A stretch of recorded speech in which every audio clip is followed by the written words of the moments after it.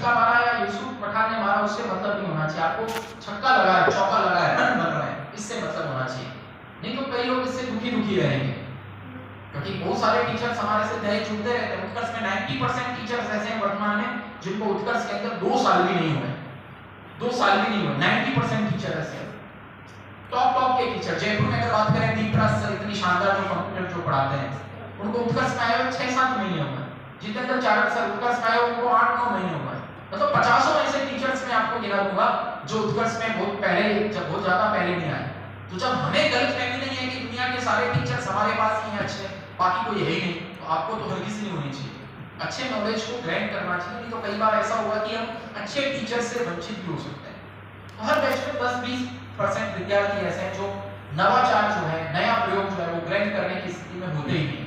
आपसे रिक्वेस्ट है वो कीजिए। फिर नोट्स जो है, नोट्स में कुछ त्रुटियां संभव है। जब सबसे ज्यादा नोट्स हम देते हैं तो जाहिर सी बात है कुछ त्रुटि हो सकती है। नोट्स में त्रुटि हो जाए हमारे संज्ञान में रही। मैंने इनको बोला हुआ सब नोट्स लेकर के बैठे हैं। जासर भी आया, कंटेंट हेड भी है।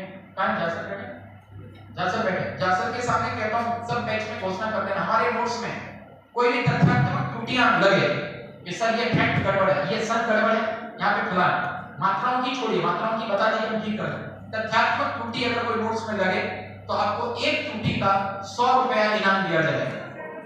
बात समझ आ गई? बताइए इनको लाके जासर को बताइए एक त्रुटि का 100 रुपया। और एक बार जब त्रुटियां होगी ना, उत्कर्ष से जब 2, 5,000, 10,000 जाएंगे ना तो ऑटोमेटिक कंटेंट टीम पे भी नैतिक दबाव आएगा। भैया तो कुछ त्रुटियां हो जाए, ऐसा तो है नहीं कि त्रुटि लेने RSIS रिव्यू दिए हुए हमारे कंटेंट राइटर्स हैं। अरे RPSC जो है, RS का जो है 150 क्वेश्चन का पेपर 5 साल में एक बार एग्जाम लेती है, उसमें 10 क्वेश्चन को गलत करके उसमें बोनस देना पड़ता है। इसका मतलब कुछ जगहों पे ऑलरेडी कंट्रोवर्सी विद्यमान है, उसमें मत फोकस होइए। कई बच्चे क्या है कि कंट्रोवर्सी, विरोधाभास पे, डाउट्स पे फोकस होते रहते हैं, उससे दुखी होते रहते हैं कि सर हम यही तो क्लियर कराने आए थे। और क्यों आया था? कॉन्सेप्ट क्लियर करने के लिए आता, पढ़ाई करने के लिए आता, माहौल के लिए आता। डाउट्स जो है वो तो है, अलग-अलग किताबों में अलग लिखा हो, उसका क्या इलाज है? आप समझ रहे इस बात को? ऐसा प्रश्न आएगा भी नहीं, आएगा तो हम उसमें बोनस दिला देंगे, चिंता करने की जरूरत नहीं। तो आप जो ऐसी कोई त्रुटि होती है तो बताइए, हमारे संज्ञान में लेंगे, देंगे। दूसरा टेस्ट जो मैंने बताया सब्जेक्ट वाइज टेस्ट में, जैसे जैसे कि सब्जेक्ट पूरा होगा, और सामान्यतः महीने में 2 ऑफलाइन टेस्ट होते रहे, ऐसा हमने व्यवस्था की है। और पूरा कोर्स होने के बाद पूरा सिलेबस का भी टेस्ट रहे। लेकिन कई बच्चे मैंने देखे जो टेस्ट का हुआ तो बना है, टेस्ट नहीं हो रहा, टेस्ट नहीं हो रहा, टेस्ट तो हुआ, जिस दिन टेस्ट होता है उस दिन बेटा खुद ही नहीं होता। ये नाटक बात होते हैं, कई लोग जो ना शो करते हैं, सबके सामने दिखाना है, देखो मतलब मैं टेस्ट करता हूं करके। इस टाइप से भी लोग होते हैं, और कुछ तो लेता ही होते हैं, उनको खुद से नहीं मतलब होता, बाकी से मतलब है। क्या तकलीफ क्या है? मुझे तो कोई तकलीफ नहीं सर। फिर ऐसा मुझे क्योंकि बाकी वालों को हो सकती है इसलिए कह रहा हूं।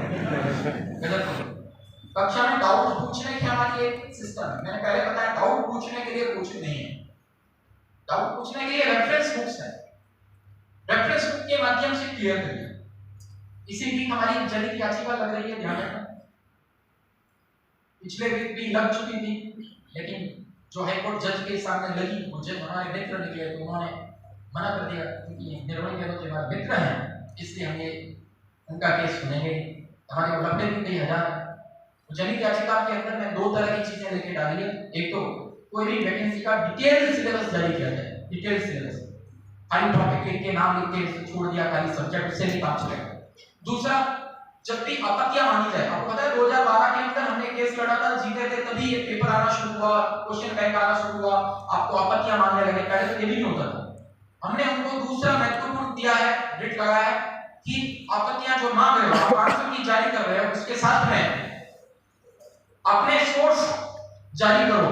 ये प्रश्न आपका कौन सी किताब से, कौन से पेज नंबर का, स्टूडेंट से मांगते हो तो स्टूडेंट बेचारा काम खोजे, टीचर बेचारा काम खोजे, खुद करेगा उसको। तो आपका जो पेपर जिसने बनाया है वो तो कहीं ना कहीं से बनाया है ना, उसका सोर्स जारी करो, फलान पुस्तक से इतने नंबर पेज से इतने नंबर लाइन से हमने बनाया।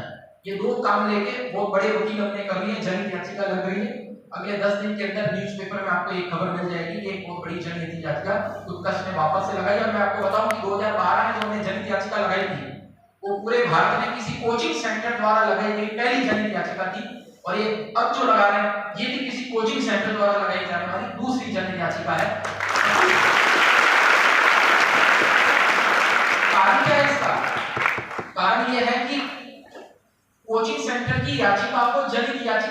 ही नहीं है ना जज कि भाई ये जनित कैसे है, तो कोचिंग वाले हैं जनित कैसे है।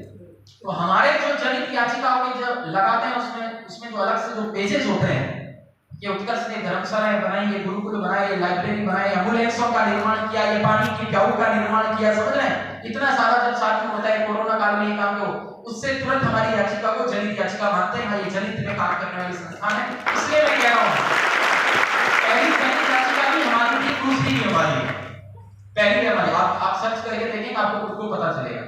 तो ये जो है आपको रेफरेंस बुक्स या उससे डाउट क्लियर होंगे। कक्षा में कई लोग टीचर का नॉलेज चेक करने के लिए जो बच्चे बैठते हैं उनको जिंदगी में ज्ञान नहीं समझ में आएगा। हमारे प्रेक्षक देवो वाला इंटरव्यू देखना जब वो आईएएस बन के आए थे पहली बार, जब आरएस में बैठे थे कक्षा में लास्ट में दूसरी तीसरी रो में बैठते थे, पूरी चयन नहीं हुआ तब तक हमें पता ही नहीं था कक्षा में ऐसा कोई विद्यार्थी बैठा है। जितिन कुमार सोनी जी को पूछना कौन सी बेंच पे बैठते थे, बीच में या लास्ट में, ऐसे कहीं बैठते थे। कई लोग सोचते हैं आगे आगे बैठ के एकदम मतलब कर रहे हो, आगे आगे बैठने वाले कई लोग ऐसे होते हैं ना, खाली वो टीचर को परेशान करने वाले, खुद को वो ऐसा लेके समझने वाले, सोच करने वाले, इस प्रकार के लोग होते हैं।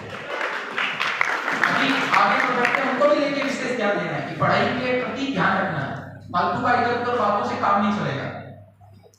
तो ये जो बैठे हैं ना वो बोलते हैं कि सर हम कक्षा के अंदर जो है ना चुपचाप बैठ के, उनका प्रेक्षक वीडियो देखना कि सर हम कक्षा में चुपचाप बैठ के नॉलेज गेन करते थे। लेकिन हमारी कक्षा में कुछ विद्यार्थी ऐसे होते थे जो घर से 4 प्रश्न नए रट के आते थे और टीचर को बीच बीच में पूछते रहते थे कि सर उनका तो प्री भी क्लियर नहीं हुआ और हम आपकी दया से प्रॉपर आरएस बन के आईपीएस भी हो गए। आप समझ रहे हैं इस बात को? क्लासरूम सीखने के लिए, संवाददाता सम्मेलन नहीं है, टीचर टेस्टिंग के लिए नहीं है। आपको पूरी श्रद्धा भाव से पढ़ना पड़ेगा। जो कुछ कक्षा में पढ़ा रहे हैं उसके बाद नहीं जाएगा, ऐसा कुछ नहीं है, क्योंकि वो टेक्स्ट बुक नहीं है कि इस टेक्स्ट बुक के बाद नहीं जाएगा। 10 बातें यहाँ बताएंगे, 4 बातें आपको खुद को याद करनी पड़ेगी, तब जाके सिलेक्शन होगा। बोलो सही बात है कि नहीं? मैं फिर बता रहा हूँ, बेस मजबूत करने के लिए कोचिंग है, फाइनल सिलेक्शन देने के लिए कोचिंग नहीं है, हो ही नहीं सकती है। तो इस चीज को भी सब लोग आप जरूर लेके ध्यान रखें। डाउट पे मत फोकस करिए, कक्षा में सीखने पे ध्यान दीजिए। और डाउट कभी आते हैं ना, सर इसका ये उत्तर होगा, ये उत्तर होगा, महीने भर में एक साथ लिख के में दे दीजिए, हम ढूंढ के उसको लेके दिखाएं। और पहले तो डाउट संदेह किसको कहते हैं ध्यान देना। 4 बातें बताई, 2 बातें और पूछने की कोशिश कर रहे हो, वो डाउट नहीं है। 4 बात बताई, उनमें से कोई एक बात आपने कहीं और समझी, सुनी, देखी, पढ़ी और आप कंफर्म करना चाहते हैं सर हमने तो ये पढ़ा था, आपने ये बता दिया, इसमें थोड़ा डाउट है, सब क्लियर करो, उसको डाउट है। कई लोगों को पता ही नहीं डाउट किसको है, नया प्रश्न पूछता रहता है, फिर वो रबड़ की तरह कोर्स जो खींचता रहता है। जयपुर के अंदर 90% बैचेस के अंदर कोर्स लंबा खींचने का कारण स्टूडेंट खुद है, खुद स्टूडेंट है। हमारा आपके कई सारे बैचेस यहाँ पे जो शुरू हुए हैं उससे कम से कम कई बैचेस एक महीना पहले, 20 25 दिन पहले जोधपुर में हमारे संपन्न हो जाते हैं। उसका बड़ा कारण ये है कि वो लेके शांति से अपने कोर्स पे ध्यान देते हैं, टू द पॉइंट पढ़ते हैं, उनको पता है जितना पढ़ा रहे हैं उसके अलावा घर जाके हमें सेल्फ स्टडी करनी है। सब कुछ कक्षा में तो घोट के नहीं पिलाया जा सकता। यहाँ पे बच्चों की भी इच्छा होती है तो साथ साथ टीचर की भी इच्छा हो जाती है, दोनों एक हो जाते हैं। वो सोचते हैं कि देखो हम पीरियड बढ़ाए जा रहे हैं, निर्मल सर का चुनाव लग रहा है, बच्चे सोच रहे हैं देखो हम पीरियड बढ़ाए जा रहे हैं, निर्मल सर की जगह पे बैठेंगे। ये नहीं पता चला निर्मल सर को ऑफलाइन क्लासेस से इतना सा भी फर्क नहीं पड़ता है। हमारी ऑनलाइन दुनिया इतनी